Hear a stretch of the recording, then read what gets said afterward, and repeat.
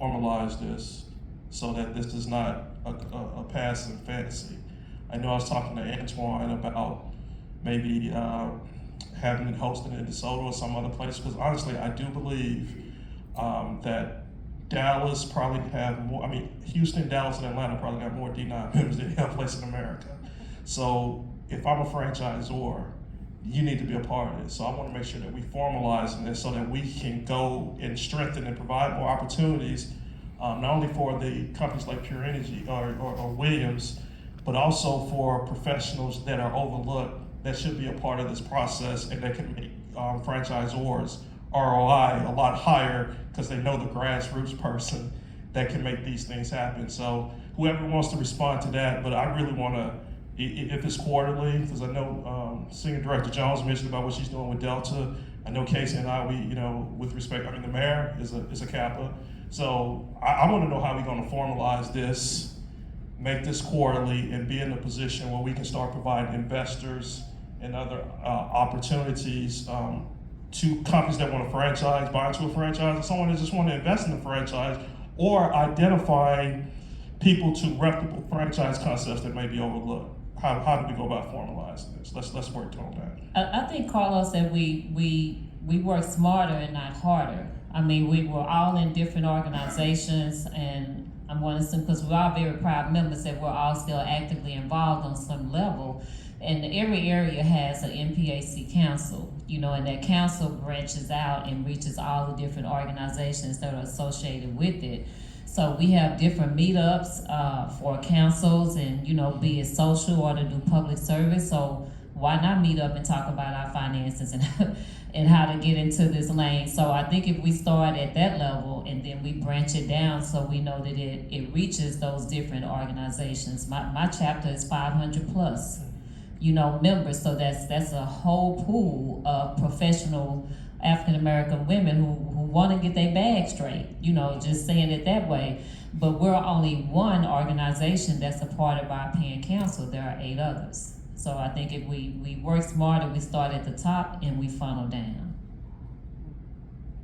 Yeah, real quick, talking at our chapter meetings, of course, that's very easy, low-hanging fruit. I know our Mayor Proctor in DeSoto, she invited me to her chapter meeting to talk about franchising. They had a whole day workshop talking about franchising, talking about the opportunities there in DeSoto. So being able to have those quarterly meetings, I think that makes tons of sense. The chapter meetings going back to the actual campuses, I know something that we're looking to do next spring with so much athletic talent here in the Southern sector. Like Friday Night Lights runs through Southern Dallas. DeSoto, back-to-back, soon to be back-to-back. But all that to say, how do we get our young athletes involved in franchising? With all this money that they're about to be receiving in NIL, can we funnel that some way to get some of these brands in our Southern sector? If you're playing for A&M, playing for Texas, playing for all these D1 schools, throwing all this money at you, I think there's tons of opportunities. And of course, a lot of those folks are becoming D9 members as well. So I think there's a lot of crossover, and I love it. He'll be here tomorrow. But just to talk about relating to what our strengths are here in the Southern sector, quarterly meetings, chapter meetings, talking to our athletes even at the high school level, having that conversation early, because I think the parents need to hear that conversation as well.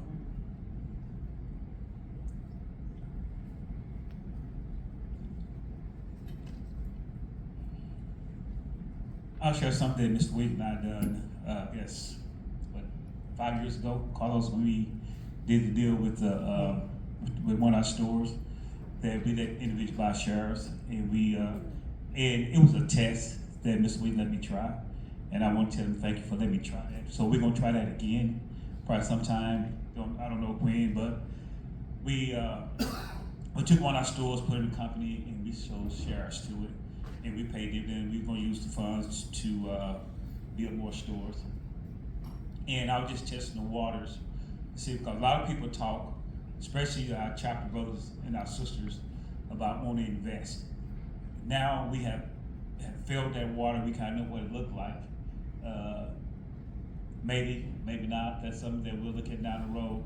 But I'll say to, especially I said out to my chapter brothers that talked about it, I say it's enough of us that make enough money, that we blow enough money, because I'm right there in the middle of blowing money in frac conventions and everything else, that we probably could be investing. So it's just up to us that really in the business to maybe direct the chapter brothers and sisters to, hey, let's make this investment at some point where it doesn't hurt. You know, we can get 10 to 15 brothers and get it done versus trying to get 2 or 3 brothers trying to get it done. But it's all about what we're doing, and I'm always available to any D9 or anybody that wants me to come to their chapter or and speak about franchise. And I'm quite sure I drag Carlos along with me, or he'll drag me along with him, because that's what we do. I talk a lot about Carlos because he is my franchise attorney. So we talk probably at least twice a week. I'm glad he don't charge him unless we talk together. So he don't charge me every time we talk, but we talk about different things all the time. So this is things that we do because we know how important it is for us to share the knowledge. Because most people in the franchise industry, especially African American D9, we got it by accident. It wasn't by design. We actually stumbled into the position. We found out that it's a good position to be in. And that's the powerful. I mean, what Tim, again, Mr. Howard Williams, the salt of the earth, is that's what we're talking about, because franchising creates more of a community investment. It's like the owner it's like they're sharing the opportunity with others. And they had a company-owned store that didn't have to, was profitable, but they wanted the community to be able to get an ROI on the store. Man, that was just great, because it's the right thing to do. But I appreciate it because they allowed me to do a private offering and make some legal money fees on it. but the fact they put a profitable store so that the community, unaccredited, non-accredited, did it so it falls on, you didn't have to be an accredited investor. A non-accredited investor could invest in it, and because of that project, I think the average rate of return was 10%. Was 10%. So taking that same model and with your concept, JJ, or any one concept, we get 30 investors for these concepts. Like, hey, I'm going to support them and start building out. No, you might want store 1 for yourself, but for store 2 and 4, let's develop this community-minded investment model that's already been created so that we can start putting our money where our mouth is, and that's how you really diversify risk and create economic opportunity. It's those type of innovative solutions that that's when you need someone that understands franchising as well as got a heart for wanting to help out the community. So if there's no other comments, I think let's just wrap it up. Everyone provide their closing statements, beginning with Newt, Casey, as we end this out. Yeah. I think this has been a very valuable experience. I think oftentimes many people think about, jobs, but they don't think about franchises. And I think the earlier I was spent my career as a teacher, and I think about the fact that many youngsters, I taught mostly middle school and high school, they don't get exposed to franchises.